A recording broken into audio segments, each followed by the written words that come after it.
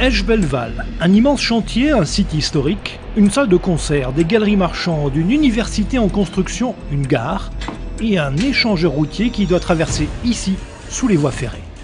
Problème, ces deux voies à gauche indispensables doivent rester ouvertes. La solution, sur le papier, paraît simple. On creuse d'abord un énorme trou à côté des voies. On y construit le tunnel complet et une fois le tunnel terminé, on glisse l'ouvrage sous les voies, on remet les rails par-dessus, le tout en 72 heures chrono.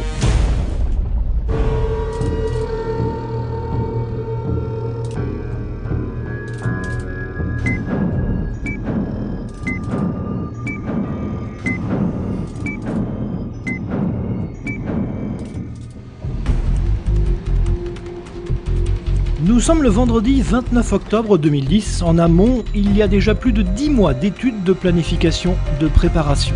Il aura d'abord fallu déplacer 60 000 m3 de terre, réaliser ensuite un radier de guidage et enfin construire dessus le tunnel en béton armé, 67 mètres de long, près de 23 de large, un monstre de 20 000 tonnes.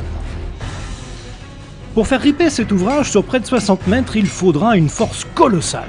17 vérins hydrauliques, plus de 10 000 tonnes de poussée et une forêt de câbles en acier pour servir de point d'ancrage. Premiers essais impressionnants.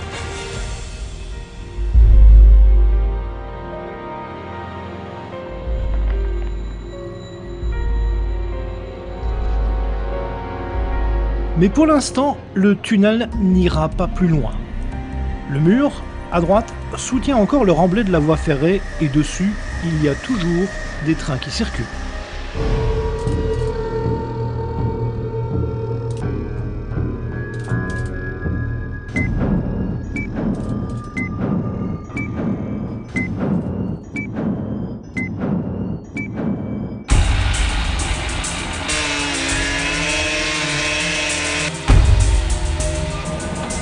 Le dernier train a quitté Bellewalle. Une fois ces rails coupés, il n'y aura plus de retour en arrière possible.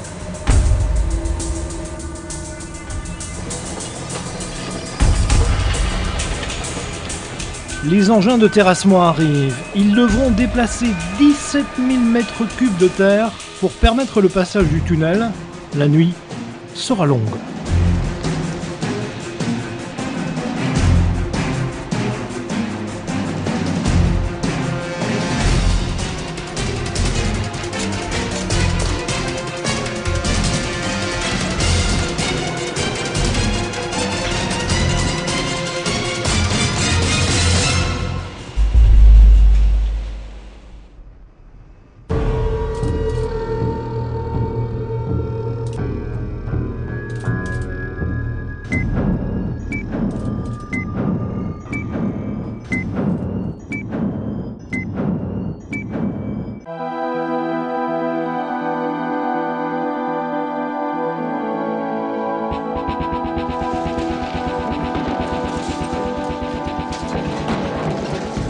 Petit à petit, le remblai de la voie ferrée disparaît sous les coups des engins. Mais il leur faudra encore une journée entière pour dégager une tranchée suffisamment large pour enfin commencer à glisser le tunnel vers sa destination. La nuit tombe, le ripage peut commencer. En quelques heures, les 20 000 tonnes de l'ouvrage vont avancer de 58,80 m très exactement. Au début du trajet, l'essentiel du poids repose encore sur le radier de guidage. Mais il faut absolument terrasser au fur et à mesure de l'avancement du tunnel afin de respecter son assiette et surtout d'éviter que l'ouvrage ne pique du nez sous son propre poids. Un travail de précision, la jonction avec l'autre tunnel déjà construit en face, doit se faire au centimètre près.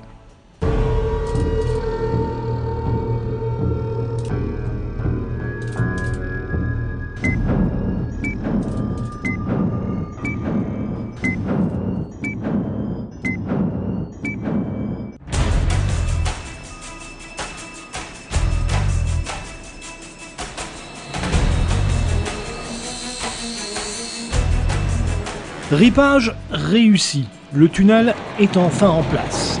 Il reste maintenant 24 heures, la dernière nuit tombe.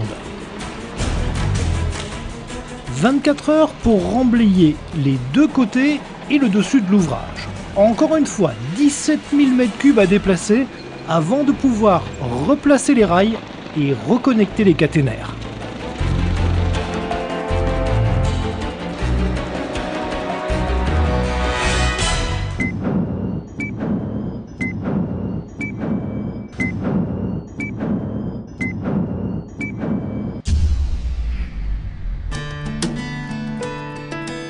Nous sommes mardi matin, les premiers trains circulent à nouveau par-dessus le tunnel, mission accomplie en 72 heures chrono.